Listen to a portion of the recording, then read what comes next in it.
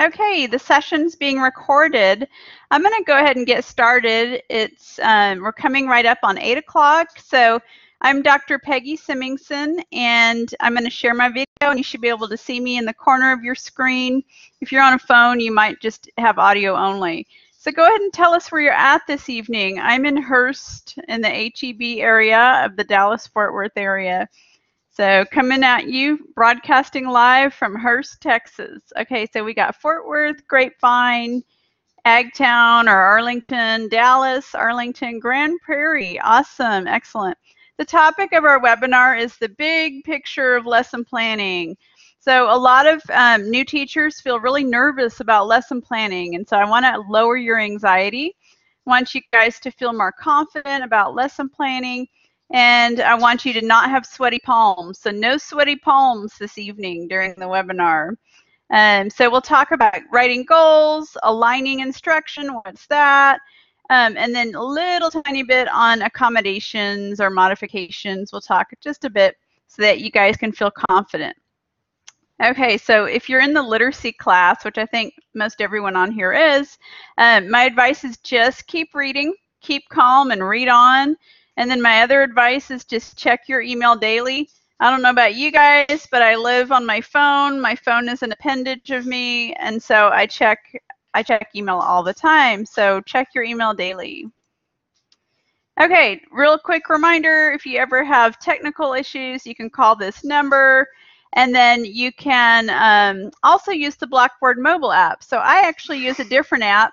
Mine is called Instructor, but yours is just called Blackboard. So I can actually access Blackboard through my app, and I think that's really handy. So in case your computer's not working or something and you want to join us, just get on your phone or iPad or tablet. Okay, so at a glance, you can see future webinars. And I also want to share with you, everything's on a Google Doc. And if you click that, or if you're in the class, I emailed that to you, you can see what's coming up and which sessions you want to join live. So I'm kind of giving you some resources. I like to share objectives for you guys because I'm modeling what teachers do. We always start with objectives. So the objectives that I have for your guys' learning tonight is gain confidence and skill at writing lesson objectives and goals. I want you to align your objectives, instruction, and assessment in every single lesson plan that you do. I want you to have A+ lesson plans that are well aligned. Third one, create more engaging lessons with differentiation. We may not get into that tonight. That's next week's topic, is engaging lessons. Effectively integrate digital learning. I think that's webinar 3. And then meet new colleagues. So does everybody know everybody? You can chat in the chat window during this session. And then you're going to learn new digital resources. That's really a key buzzword right now. It's not just a buzzword. We need to practice digital learning. We're doing digital learning right now. And then if you are already familiar with lesson design, you can review or refresh your skills. So how does that sound? This is for all 5 webinars. These are the objectives. Okay, let's do an icebreaker. Again, what you type in the chat window is not recorded, but go ahead and take 30 seconds to answer these questions. At least do 1 and 2. But if you want to add your response to question 3, you can. So we've got, what program are you in? Where are you at in your teaching journey? Are you a pre-service teacher? Are you currently teaching? Because again, I invited grad students to join us to share ideas. Are you, if you are teaching, what year? And then number 3 is optional. Anything else you want to share, what you hope to learn in this webinar or even this semester. So let's give each other about 30 seconds, and then you can read what other people write also. So while you're doing that, I'll share. I've taught elementary school for 8 years. I was a reading specialist for 2 years. I was actually a bilingual teacher, and for a couple of years. I think 4 years I was a bilingual teacher. And then I've been at UTA since 2008. So that's my kind of where I'm at. Okay, so we've got bilingual. ESL, you teach, great, awesome. So we've got people from the science and math program, you teach, welcome. EC6, okay, a lot of people elementary, awesome, excellent, perfect. Okay, lots of juniors, I see. Bilingual education folks, bilingual tutoring, okay. So some experience, right? A lot of you guys have different experiences that you bring. That's wonderful. I think what we're all learning as new teachers, as future teachers, is how to really design lessons and do it right and feel like we're doing it right and doing it well. So I'm going to give you some nuts and bolts that you guys can class, but use in other classes. So, okay, so here we go. I think everybody shared something. Let's jump right in. So we spent the first 5 minutes kind of getting oriented to the webinar. If at any time you need to leave the webinar, remember it's recorded. So don't get stressed out if you need to leave halfway through. I'm not taking attendance or anything. Just wanted to remind you guys.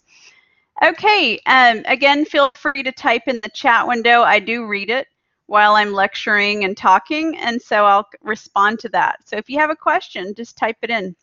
Okay, Vygotsky, let's start with the most basic idea of teaching ever, and that's scaffolding. So if you have ideas on what scaffolding is, please type them in the chat window, but the really basic nuts and bolts version is it's modeling. I do this for you, or I demonstrate something for you, and then students do some guided practice, usually with feedback, and then we move into the next part of that, you do, or the students do it. So it's I do, we do, and then you do, meaning the students. And an example of that from language and literacy is maybe you'll read to students. That's the modeling part. And then students read with each other. So that's guided reading, right? So that's the we do part. And then you might move into students read by themselves on their own. So read to, read with, and read by goes with the I do, we do, you do format. So what I'd like you to do now is look over at this chart on the right side, and you'll see the gradual release of responsibility model.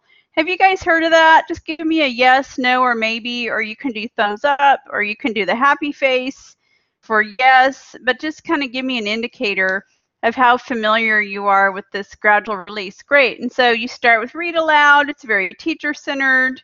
And then you move into shared reading. So that's definitely something you're doing with the students, but you're still doing most of the work. And then as the arrow moves down, you gradually release some of the instructional responsibility to the students. So guided reading. We're doing this together. And then finally, the goal of literacy is independence. The goal of all learning is independent learning with students. Okay, I see a lot of thumbs up, so that lets me know I don't have to go way in depth with this. These are really crucial concepts to all of lesson planning. So keep Mr. Vygotsky, our literacy scholar from Russia, in mind for all learning, because he really has brought forward this idea of scaffolding. Okay, so what's in a lesson plan? Let's look at the main components that usually we see. We don't always see all of these, but usually we see most of these. So we start off with objectives. So we identify what is it we're going to learn. I'm going to kind of go down this chart. Instructional materials and resources. What do you need to have on hand? If you don't have all the materials, can you substitute something for it? That kind of thing. Do you need help? Usually if you don't have resources, you go find someone in your building who does. And then the content outline. So the content outline is just the basic nuts and bolts of your lesson. You also need the accommodations. So students who struggle, students who have a learning disability, students with dyslexia, you know, that kind of thing. Or maybe a student broke their arm and can't write. My mom just unfortunately fractured her arm. So I'm doing the writing for her. That's an accommodation. I'm doing my mother's writing. She tells me what she needs, the information, and then I write it down. So that's actually an accommodation. It's a temporary one. So these can be temporary or these can be ongoing. And then modification, so modifying some kind of assignment. Instructional procedures, the sponge activity, you don't always see that in a lesson, but that's something at the very beginning of a lesson that kind of gets them introduced to the subject or the topic. Okay, let's look on the right column just to review these basic items. The pre-assessment, so with every lesson, you really want to see where your kids are at. Now, some people have an informal, intuitive kind of sense of where their kids are at, but you really need to document this. I would say all of us as professors at UTA emphasize the idea of documenting and getting data, right? Am I right? Like, you really want this written down somewhere or documented in a spreadsheet where kids are at. So if you're doing vocabulary, you want to know if they know the words you're going to work on. And if they already do, then you'll, modify that assignment or move on to the next lesson because they've understood it. It helps you to plan also. And then usually you'll do some large group instruction that doesn't always apply. For instance, if you're specifically working on an intervention lesson, you're going to target just a small group of kids. But generally, we kind of move from large group into guided practice and then to small group as needed. But we don't always have large group instruction. In fact, I would say we're moving away from large group instruction these days as we move more into personalized learning. Okay, and then finally, you want independent or group work. You want students to apply the learning on their own to see if they've truly mastered it. And then the last bullet that we usually see in lesson plans are the assessment. You always want to either informally or formally assess student learning and then wrap it up with some closure. So an example of closure, which we'll do tonight, is I'll say, what did you learn? What are your takeaways? Tell me about, the 3 parts of a lesson plan, or, that kind of thing. So you kind of check in to see how you can wrap up that lesson. So what about these items do you still want to know about? Any questions so far? Does this look familiar to you? Type a comment in the chat window what you think about main parts of a lesson plan. Again, some of these you see all the time, like objectives. You always have objectives. You always have instructional materials. The things you don't always see are like large group instruction, and you don't always see the sponge activity, which is like an introduction. So any comments, you guys? A content outline, I'm going to go over that with the Read, Write, Think lessons. They're usually like numbered lists. So like think of a recipe. That's kind of like a content outline. A content outline is just the gist of your lesson, your instructional plan. So hold that thought, and I will revisit it later. So the hook, I would say the hook is in the sponge activity. So that's kind of the introduction to the lesson, the hook. Yeah, you always need to grab their attention. If you don't, they're not with you. And someone told me once, it's like getting on the bus. If you don't hook them in, it's like they're not on the bus and then you're taking off without them. So I like the bus analogy for the hook. Like, everyone on the bus? Okay, here's just one more example. And you can really look at this on your own. So you can see that this to, with, and by really is part of the gradual release model. So on the bottom left, you're reading to them, you're reading to them, and then you read with them, but you increase their independence, and then by they're reading on their own. So I really like the to, with, by model for lesson planning because it really goes with the I do, we do, you do. Okay, great, you guys. By the way, these slides are also on SlideShare. I just put the link in the chat window. And that link is on the Google Doc too. Everything's kind of on the Google Doc. Okay, so I'm going to model for you guys writing objectives. This is really can be challenging for new teachers. So your best bet is just to read a lot of objectives, to familiarize yourself with different examples for ways to write objectives. So why do we write objectives? We need to be as specific as we can about the learning. So we want to avoid saying things like, the third graders will understand. So we want to avoid vague, generalizations about where we're going with the learning. We want it to be very specific. So one way to write objectives is to use this CABC format. And so what that means is you start out with the conditions of the learning, or when and where the learning is taking place. And then you move into A for audience, so who is learning. So for instance, second graders. And then you move into the behavior. This is your verb. So what do you want to observe students doing, or what do you want them to do? And so what will they be doing? That's your verb or verbs. I'm going to go, oh, that's a great question. I'm going to interrupt just real quick and suggest our main website for the class, readwritethink.org. Sorry, forgot the .org. Now, the last part is the criteria. So we have conditions, audience, behavior. What are they doing? And the criteria is how well, or to what degree. Like at 90% accuracy or 8 out of 10.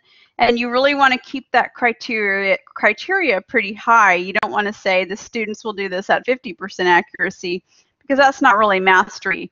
That's not really learning. So you really want them to aim high and achieve high with your criteria. Okay, that's a little general, so let's get into some examples. And I really like your question. Where can we find good objective examples? Readwritethink.org is a good starting place. And then also just practice writing objectives too. You might Google it. There might be some good websites. Okay. So Bloom's taxonomy, there's tons of resources. This is a really big idea in teaching, and we move up. We start with the lowest level of learning, and then we move up to the higher order thinking skills, or HOTS, right? We call those HOTS. So remembering, understanding, applying, analyzing, evaluating, and at the very top, creating.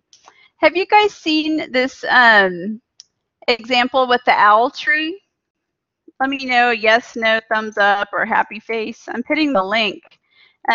Bookmark this. It's really clever. I'm going to share my screen, and give me a second.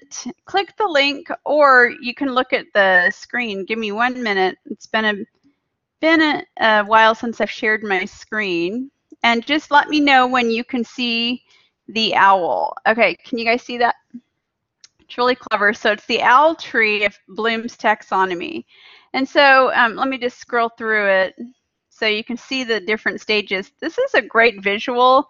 You might even want to print this out if you have a printer in color, or print it at the library. And so on the bottom is the lowest level, and there's your behavior verbs, the B and the CABC. So we've got remind, relive, write, recall, memorize, retrieve, etc. Okay, so those are your verbs you want to include if you're working at this lower level of Bloom's. Okay, and then understanding. So as you move up, students understand, and we have verbs like generalize, summarize. So those are more general. Understanding, and then applying. So now we're truly getting into higher order thinking, when students have to make an application of what they're learning. So maybe they do a role play, so dramatize. So maybe they are going to interpret or modify. So you can see these verbs go with the different levels. What do you think about the owl tree of Bloom's taxonomy?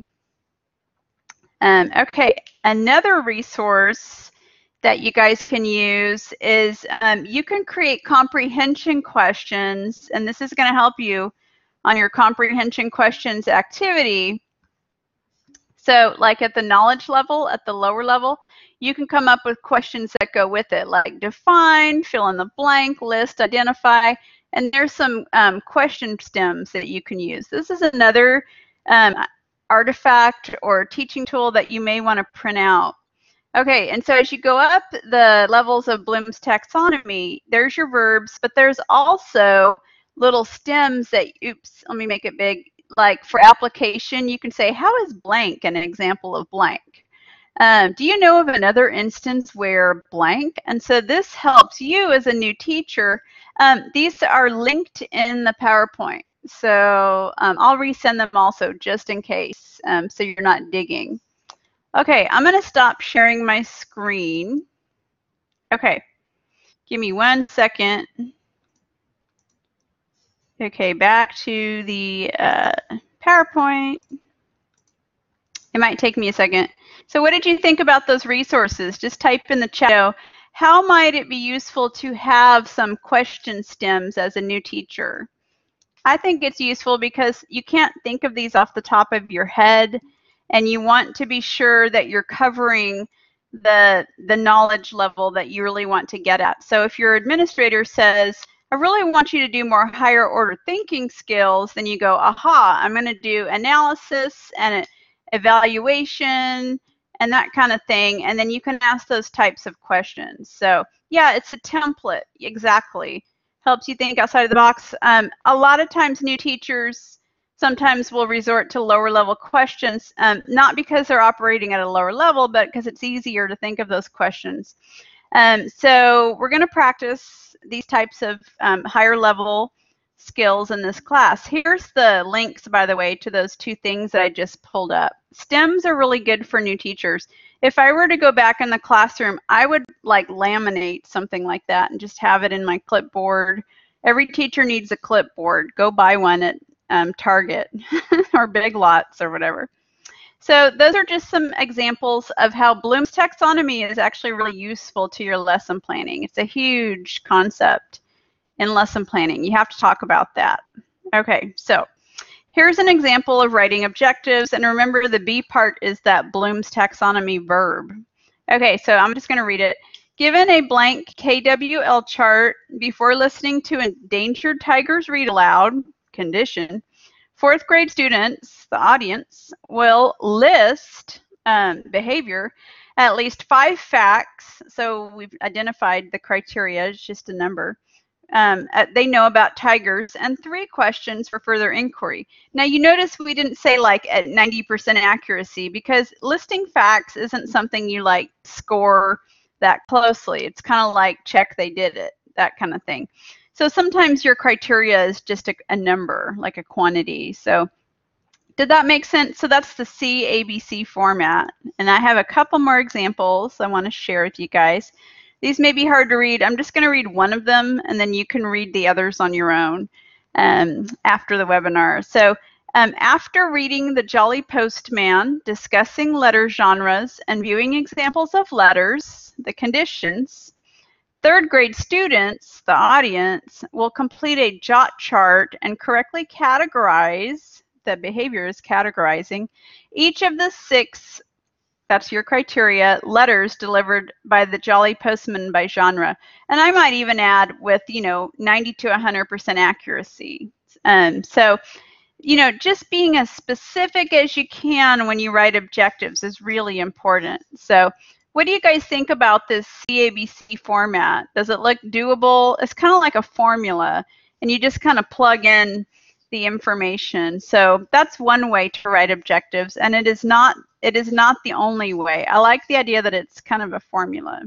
So keep that in mind, and I will review it again in another webinar. So that's just kind of your sticking our big toe into writing objectives, and I'll show you how a few school districts do it a little simpler.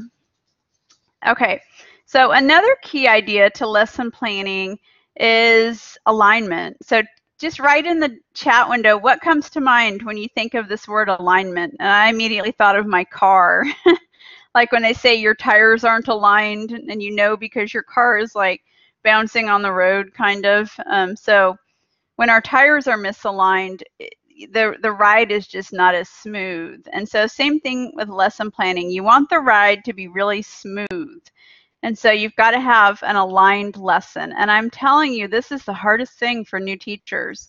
It's going to sound really easy, but it's something I think new teachers and even in the first few years sometimes struggle with. So wow, we've got 24 people in the webinar. Great. I'm glad you guys joined. Do we have any grad students on here? If so, let me know. So I did invite a bunch of our literacy master students to join. See if they join. Okay, Stephanie. Stephanie, tell us in the chat window, 2 Stephanies, tell us how long you've been teaching and what you teach and that kind of thing. So just real quick commercial, I teach in our online master's literacy program. So it's completely online. students really only come to campus for graduation and that kind of thing. So we'll check in with you in just a second. We'll see you in the chat window if you want to tell us a little bit about where you're at in your teaching journeys. Or you may not be literacy. I'm not sure. So, okay, Stephanie, I'm not a teacher yet, but looking. And then Stephanie, I'm student teaching third, second out. Okay, great. So you're not in the literacy program, but you are grad students. Great. Thank you. Thanks, y'all. Okay, so look on this Poplet. So this is, I used a tool called Poplet to show you that we have our objectives, instruction, and assessment. And those all have to match or align, just like your car tires. So your objective is just what we went over. You use your verbs from Bloom's to design your objectives. And state standards, so those are your TEKS, and we're all in Texas, so Texas Essential Knowledge and Skills. So really you kind of start from your objectives and your TEKS, your state standards. Now, what I used to love is when people would give me the TEKS to teach from. I didn't have to go hunt them down. You guys have to kind of look them up and identify them, but really this will be kind of done for you if you follow your school district's guidelines. So yes. Okay, so the instruction. So you've got your objectives. Now you move into your instruction. Design your instruction to match your objective. And then finally, your assessment should match what you said you're going to set out to do with your kiddos. So objectives should match instruction, and your assessment should match the first two. It should match your instruction and objectives. So let me know if that part makes sense. You can reread this part on your own, but something that new teachers sometimes will do is they'll say they're going to teach X, then they model and teach Y, and then they assess Z or something, and it's like it didn't match. So, you know, if you're going to teach main idea, don't go teach drawing conclusions and then assess something else, you know, and vice versa. If you're going to teach main idea, if your objective is main idea comprehension, then you want to model that, you want to practice it, lots of instruction on main idea, students get a chance to try it out, independent practice, and then you assess it. So you really want your whole lesson to flow, and we're going to look at some examples in a minute. So again, you want it to be aligned with the TEKS. So always align instruction in Texas with the TEKS, or TEKS. I think I'm saying it wrong. You guys let me know if it's TEKS or TEKS. I've heard both. So again, here's just one more way to think of it. Your objectives are your TEKS. In our class, it's English Language Arts Reading. Another way to say your objective besides CABC is TSW. What does that stand for? That means the student will. Or I've also seen TLW, which stands for the learner will. Okay, Shelby says it's TEKS. Me too. Okay, I think it's TEKS too. And then the learner will or the student will. That's another way to state your objective. And then you move into instruction, which has modeling, guided practice. You really want to embed technology these days into your lessons. We're moving into paperless. And then assessment, you might have a rubric. It might just be a checklist. We'll move into that in another webinar. Keep it learner-centered and don't be a worksheet teacher for assessment. You might have students do a bit of writing for assessment. Those are pretty easy to grade, or a graphic organizer. So just another way to think about that. Okay, let's move into a few tools, and then I'm going to go through one lesson on Read, Write, Think that really does a good job doing some of these big ideas that we're talking about. Okay, type questions in the chat window or comments or emoticons as we go. So one thing, keeping to the I do, we do, you do format, one great tool for teaching is an anchor chart. Tell me what you guys know about anchor charts for modeling. So let me go to a picture of an anchor chart real quick. And Trudy just joined us. Trudy is a graduate of our program. So here's an anchor chart. We're just typing what we know about anchor charts. Trudy, do you want to say hi to us this evening or share anything with us? You can type in the chat window also. And I can't remember when Trudy graduated, but she's teaching right now. Okay, so when you use anchor charts, you really want to state the objective to the student and then talk about what it is you're learning, why it's important, when you're going to use the technique in the anchor chart, and then you teach them how to do it. So I'm going to kind of move forward into an anchor chart. So like this anchor chart, this teacher designed. And if you get on Pinterest, there are a ton of anchor charts. Just go on there and start an anchor chart Pinterest board and then start collecting them. Stephanie says, I like having them as ongoing resources students can refer to. Right, so you can use them as a modeling tool, but then you can refer back to them during that guided practice part. And then a lot of teachers have said students look back and look at the anchor chart, and it's like a cue for them. Trudy says, hi, just joining from Hot Springs, Arkansas. Welcome. Graduated from UTA in 2014, and she's currently a literacy instructional facilitator. So everybody say hi to Trudy. She's joining us to kind of share her ideas and let you know you can make it through the UTA program. There is a light at the end of the tunnel. So big old welcome to Trudy for joining us, and we'll look for your ideas in the chat window. But you just find anchor charts online. I don't know that I have the patience to make my own. I'd probably find one on the internet. So this one is just real simple.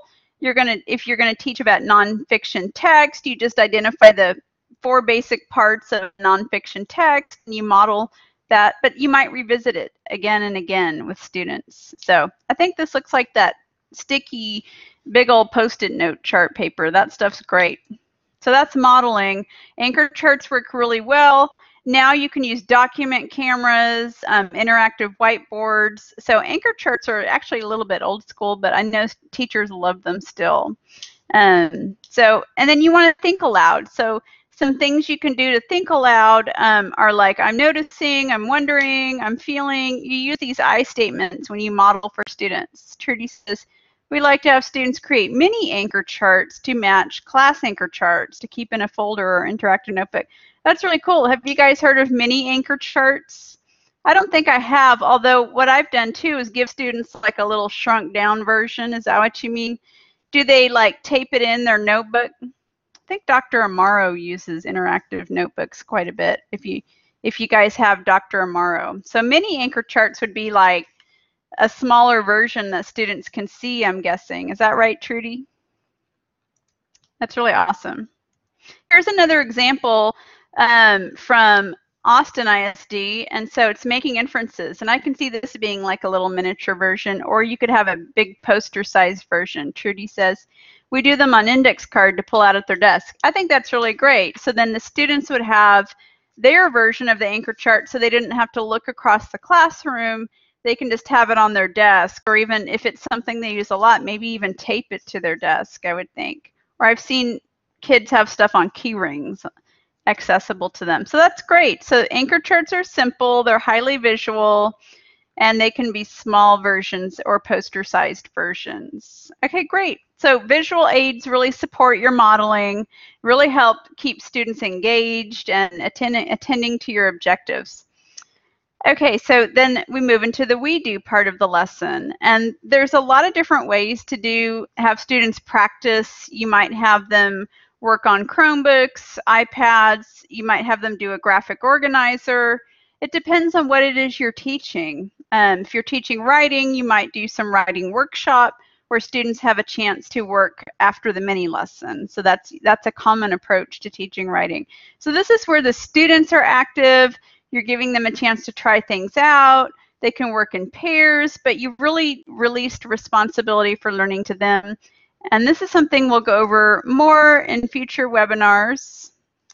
And then the last part of our framework for the evening is the you do part. So students do a graphic organizer. So this is the Frayer model. Have you guys seen this? So you have a keyword you're focusing on. It's a really central vocabulary word to your lesson. So let's say I'm doing social studies and I want students to learn the word genealogy, and that's my great-grandmother in that picture with my, that's my great-great-grandmother. Anyway, so you have a visual, but then you have students give the definition and the characteristics of the word, examples, right? So I could put, you know, for genealogy, I could list some different examples of family, and then non-examples, what are opposites. So this is a great way to assess if students really understand a concept. And Frayer model is really good for English language learners. I saw a lot of you were, or some of you, or many of you were in the bilingual program. So then you use this to assess their learning, and graphic organizers are still really popular to assess, to have students independently practice the learning. So you've got to set them up for success and explain it to them, but then it's a great way to kind of do that. What would be characteristics for genealogy? I would say, you know, investigation. So you're studying your roots, right? Your past and that kind of thing. So characteristics are like features of the concept. So like the word democracy, a characteristic would be equality or voice, if that makes sense. So I encourage you to look up Frayer model, and actually if you go to Google, it's my favorite way to learn about lessons, just type in examples of Frayer model and you can see some completed ones. So that's what I would do. You can also use a tool called Bubble S. Have you guys used Bubble S? So with Bubble S, let me put the link in here, you can create a digital mind map. So I think that link works, or Poplet. So we'll go more into those next time. I'm going to skip through a few things. Let me go through a few examples of lesson plans. All right, we've got a shout out for Poplet. Let me go through a few lesson plans and then we'll wrap up for the evening. So many lesson plans look different depending on the grade you're in. So there's no one-size-fits-all lesson plan. That we have features of lessons, but there's not one way to do it. So as long as you kind of follow the framework for teaching and learning, and you've got objectives, and you've got instruction, and you've got assessment in there, and it's really engaging, then you're kind of good to go. So here's an example of a phonics lesson. So what are you guys noticing? Let me do some inductive kind of questioning. Like, what are you seeing that's in this lesson? So it's got an introduction. It's got teacher language in it. You can just kind of read that. It starts out with modeling. It's got some steps in it. First, write the word mat. That's the teacher, what the teacher does. Point to each letter, make it sound at. So it tells you what the teacher does, and then you move into the guided practice, and it tells you what the students do to practice, that we do, and then you've got independent practice, so they're independent. So, and over here on the right side is materials. I love this because it's so simple, and it's got it in steps. It doesn't have a ton of language in it. It's just really easy to follow. I like the materials listed beside this at the side. I do too. It tells you what you need, and it's kind of the same for all of the parts, so whiteboards. Okay, great. So that's one example. This is from Austin ISD. Now, when you teach in a school district, save and download everything and then take it with you to the next district. So that's what I did. I taught in Austin, and I like hoarded all of the information, and then I still use it here at UT Arlington. So this is kind of what they do for guided reading. It's just like a graphic organizer lesson plan. So don't be overwhelmed when we ask you to write lessons. When you get out into the schools, it looks more like this.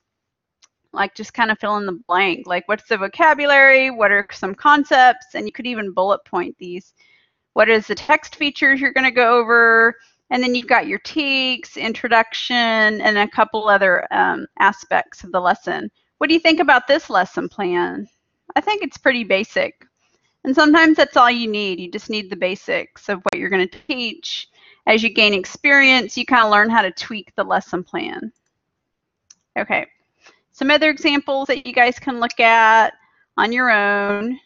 And I'm going to kind of move into the last resource, which is a read, write, think lesson plan. Trudy, do you want to mention anything about Planbook?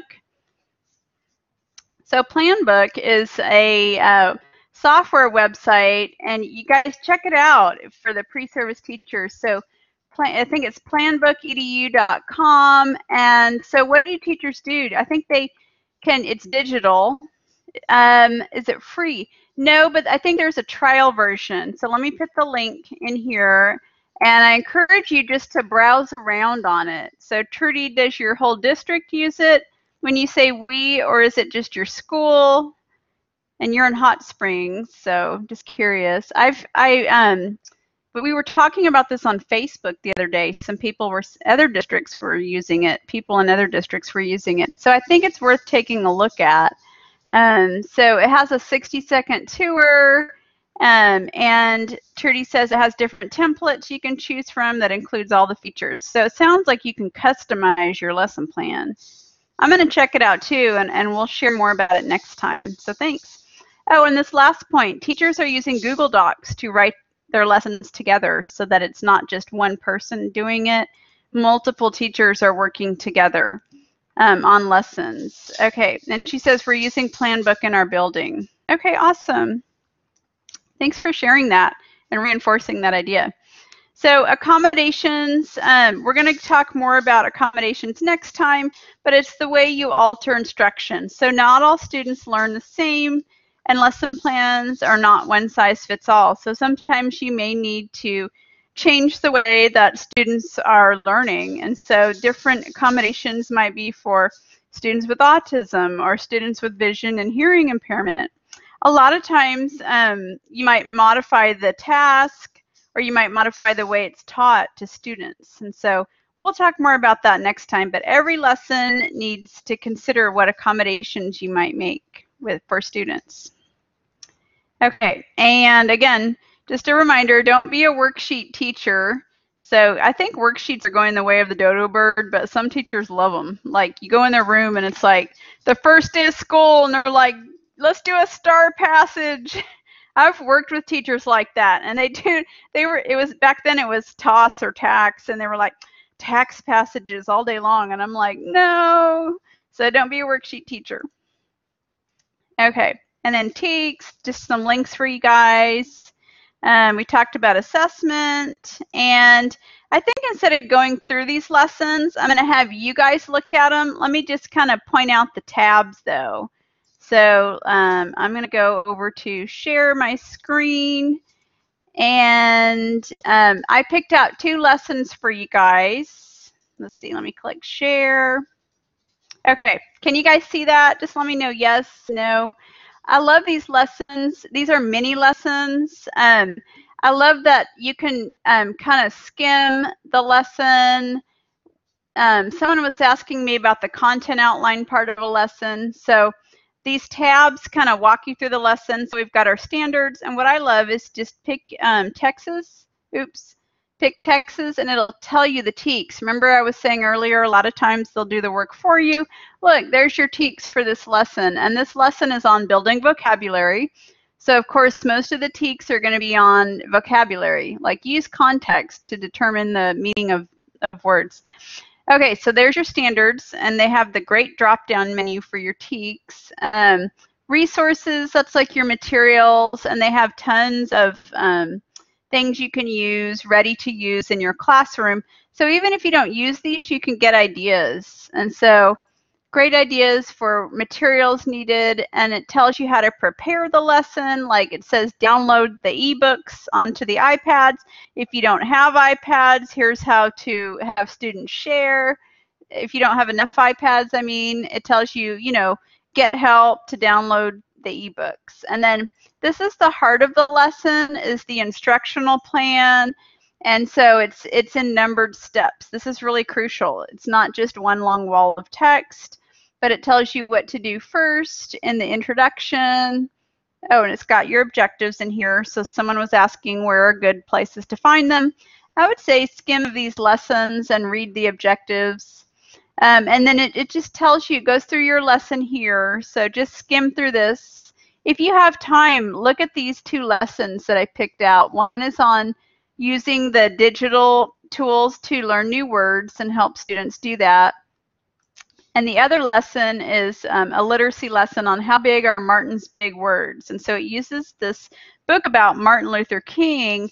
And so it really helps students to read this book and understand about his words. And so it really digs deeper into his meaningful ideas. So those are just 2 lessons that I really liked that I think would really benefit you guys. So let's pause here. What are your thoughts so far on everything we've kind of been learning and sharing during the webinar? So let me get this PowerPoint back up, and then we'll kind of wrap up tonight since we're kind of reaching the end of our time together. So just type in the chat window, kind of what are you thinking now? What's standing out to you? And maybe any questions you have. I probably won't have time to answer all of them. Okay, let me just kind of get back to where we are. So just type in the chat window, kind of a debrief. Kind of what are you thinking now about lesson planning? What stood out to you? So let me kind of go back to where we left off. I'm just glad you were showing us this. I was very nervous. Yeah, don't be nervous. The more you learn, the less nervous you will be. Again, one of my objectives for you was to boost some confidence because it can be scary. I think one of the best things you can do is just read some lesson plans, and we'll be doing that in the List 4373 class. So Read, Write, Think is a great ongoing resource. I like to read it and use it as a resource. So we'll kind of move through it. And so we talked about debriefing, and you can do it. You guys can do this. And let me kind of look through your comments. Let's see. Trudy, did you want to add anything? Are you still there? You want to add any tips on lesson planning for these guys? Or anyone else who's had good experience with lesson planning, if you want to add some tips for everyone. I think just becoming familiar with the parts of a lesson and, you know, how it all goes. Oh, and lessons never go how you think they're going to go. I think that's my tip. Okay, so Trudy says, I would recommend finding a master teacher in your building and seek them as a resource for lesson planning. That's great. Yeah, sometimes they'll just hand you kind of lessons, or an instructional facilitator or coach, right? And so instructional coaches are helping the teachers, and so they don't tend to work with students, they work with teachers. That's actually a really cool job. Some of you might want to be an instructional coach one day. Okay, or sometimes they're called instructional specialists. That's great. Trudy, I'm going to piggyback off that and say also the school librarian can be really helpful in helping you find books to work with kids. And the reading specialist is another good person. So yeah, definitely you're not alone. There's always people to help you. You need to find those people. Sometimes the technology specialist can be a good resource too. So you guys had some great ideas, and I'm so glad one of our grads joined us. That's really exciting. And so great. So yes, we'll talk, I think the 3rd or 4th webinar is just on accommodations, differentiation, and modifications. It's a really good topic and one that new teachers often struggle with. Sometimes experienced teachers will struggle with it. So next time we're going to talk about engagement. How do we hold their attention? You know, holding kids' attention these days can be hard. They're always on devices. How do we keep their attention in the classroom? Great. Okay, excellent. So goodbye to everyone. This was kind of short and sweet, and I think I put in a little too much, so I'm going to scale it down just a tad next time so it won't be so rushed. But I really liked your guys' sharing in the chat window, and have a great evening, and we'll see you next webinar in like 3 weeks. And if you're in my class, just email me. I'm usually pretty quick to write back. I'm going to stop the recording.